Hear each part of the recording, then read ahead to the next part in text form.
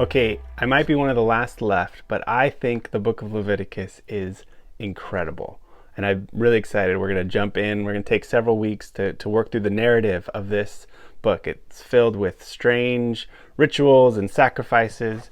And yet, as you see it, especially in the flow of the narrative, it becomes incredibly powerful. So let's jump into chapter 1. Leviticus 1 through 9. The Lord called Moses and spoke to him from the tent of meeting, saying, Speak to the people of Israel, and say to them, When any one of you brings an offering to the Lord, you shall bring your offering of livestock from the herd or from the flock. If his offering is a burnt offering from the herd, he shall offer a male without blemish. He shall bring it to the entrance of the tent of meeting, that he may be accepted before the Lord. He shall lay his hand on the head of the burnt offering, and it shall be accepted for him, to make atonement for him. Then he shall kill the bull before the Lord, and Aaron's sons the priests shall bring the blood and throw the blood against the sides of the altar that is at the entrance of the tent of meeting. Then he shall flay the burnt offering and cut it into pieces. And the sons of Aaron the priests shall put fire on the altar and arrange wood on the fire. And Aaron's sons the priests shall arrange the pieces, the head and the fat, and on the wood that is on the fire on the altar.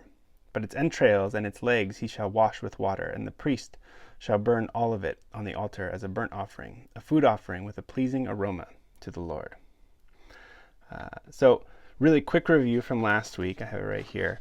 We talked about how the book of Exodus ended with this massive cliffhanger. Moses, the man of God who entered into the cloud on Sinai, was not able to enter the tent of meeting because of the cloud, the presence of the Lord, after they had erected this tabernacle. And so what are we to do?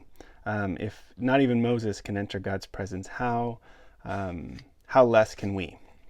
Well, the book of Leviticus is the answer to that. I describe all the rituals and sacrifices, and to us in the modern age, especially, all of this blood and sacrifice feels really strange because we don't do that today. But really, this is the liturgy, the form of worship that God has graciously given to his people to say, this is how we're going to have a relationship. We're going to work through not every verse of Leviticus, don't worry, because some of it is a slog, I'll admit. And yet, there's a lot that we can gather and even see how does this help set us up and point us to what Jesus ultimately did for his people. So there's several different sacrifices and all that. Let's look at just a little bit today. This is the opening of the chapter, and it's kind of giving a little bit of a foreshadowing of what's to come. So some key words that jump out. We have when people are going to offer a burnt offering, and it's this word that this offering is to make atonement for. So we're going to get into in future weeks. There's several different categories of offerings. There's peace offerings and sin offerings and guilt offerings, and we're going to kind of unpack a lot of these. The burnt offering, this is I think more of a general term. It's from this Hebrew word Allah, which really just means to ascend. So the idea is that, and this is kind of a catch-all. Many of the offerings include a burnt offering, and each one has a different kind of meaning and significance. But the idea, the general sense of burning part or all of an animal on the altar in front of the temple is this idea that we as sinful humans cannot enter the presence of God. So if kind of, God's throne, heaven, is up here, we can't in our current state enter the presence. But you create an altar and you put a little animal on it, and that gets burned in fire, and the smoke ascends. So that's this idea of the burnt offering. And so there's like a proxy. There's some proxy is able to ascend into heaven on our behalf.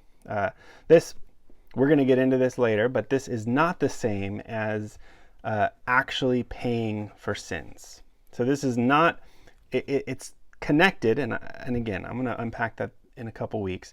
It's not the same as a legal penalty for sin. So the sacrificial system, really, basically, we should see there's two different things going on within the Old Testament, among many others. But the sacrifice is not the same as the court. And there's a way to talk about sin and punishment and guilt in more of a law court analogy. Sacrifice does a different thing entirely. I'm just going to leave it at that for now. But essentially, this idea of burnt offering and atonement is this idea of a covering over. So there's this acknowledgement that if I, in my sinful state, bring this animal who's blameless and I offer it as a burnt offering, the animal is able to ascend in smoke into the heavenly realm and kind of stand as a covering for me. So I have a mediary. I have something that's standing in my place because I can't physically stand there.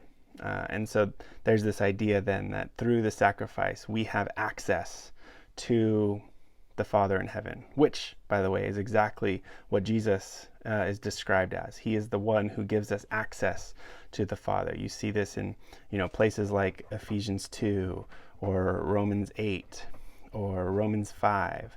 There's this idea of access. And so Jesus becomes the one who can truly atone for us because he is the perfect proxy, the one that can actually stand before us and represent us before God. And so there's this going on here. So maybe we'll stop there for now. Again, this is just a general overview. The burnt offering starts to get pieced apart. Next week we're going to talk about the peace offering, and then there's the sin offering, the guilt offering, and other aspects of this liturgy. But really, what you see right away is Moses couldn't enter the tabernacle at the end of Exodus. And the very first thing God does is say, okay, here's the liturgy. Here's the form of worship that's going to allow us to retain this relationship. It's strange to our ears. There's blood and sacrifice and what's going on. But at its heart is an acknowledgement that I don't have the right, I am not worthy to stand in God's presence, but God has provided a way for there to be a proxy, a mediary, a way for me to have access to a relationship with God, even in my current broken, fallen state. Well, maybe this week to turn this into more of an application, how does this understanding of sacrifice and ritual help us understand our relationship with God through Christ? He who became the perfect sacrifice. It makes me think of passages like Ephesians, where Paul writes that it's through Jesus we have access to the Father. Or Romans 8, where again, Paul writes that it's Jesus who is interceding, praying for us before the throne day in and day out. And this image of the sacrifice coming up into the presence of the divine, providing atonement so that we have access to the Father. All of this is wrapped up into this original liturgy of the sacrificial system that we're going to continue to unpack for the next several weeks.